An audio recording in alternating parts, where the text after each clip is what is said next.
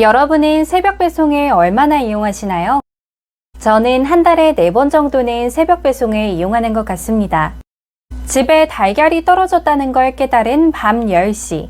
저는 얼른 휴대폰을 켜 신선한 달걀을 주문합니다.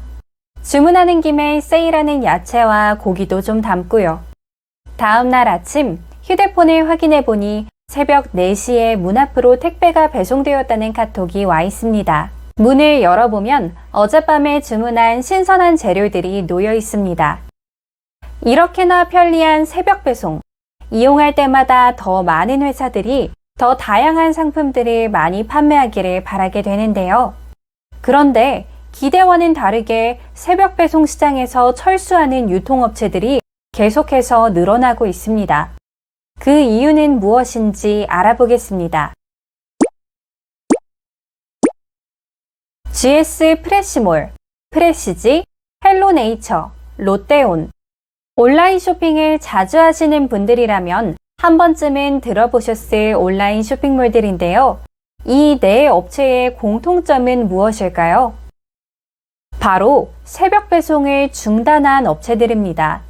GS 프레시몰은 불과 며칠 전인 7월 31일에 새벽 배송을 중단하였고, 프레시지는 7월 26일, 헬로네이처는 5월 31일, 롯데온은 4월 18일에 새벽 배송을 중단하였습니다.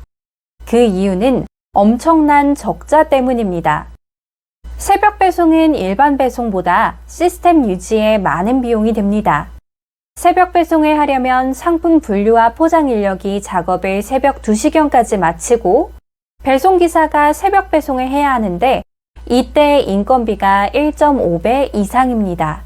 근로기준법에 따라 고용주는 오후 10시부터 다음날 오전 6시 사이의 야간 근로에 대해 통상임금의 50% 이상을 가산하여 근로자에게 지급해야 하기 때문입니다. 현재 최저임금이 시간당 9,160원이니 야간 근로자에게는 시간당 13,740원을 지급해야 하는 것이죠.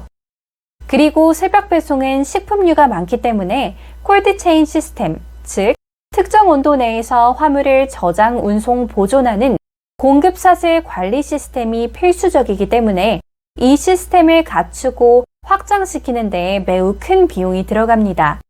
예를 들자면 마켓컬리는 작년 3월 300억 원을 들여 김포에 신선물류센터를 지었고, 쿠팡은 올해 3,200억 원 이상이 투입된 대구 첨단물류센터를 열었습니다.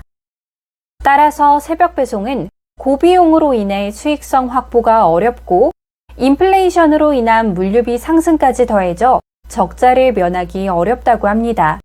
그리고 새벽 배송의 빅3라고 불리는 쿠팡, 마켓컬리, SSG닷컴이 시장의 약 80%를 차지하고 있어 다른 기업들의 안정적인 성장이 어렵습니다. 프레시지는 2019년 712억 원이었던 매출이 지난해 1,889억 원으로 165%나 증가했지만 같은 기간 영업 손실이 149억 원에서 466억 원으로 약 3배가 되었습니다.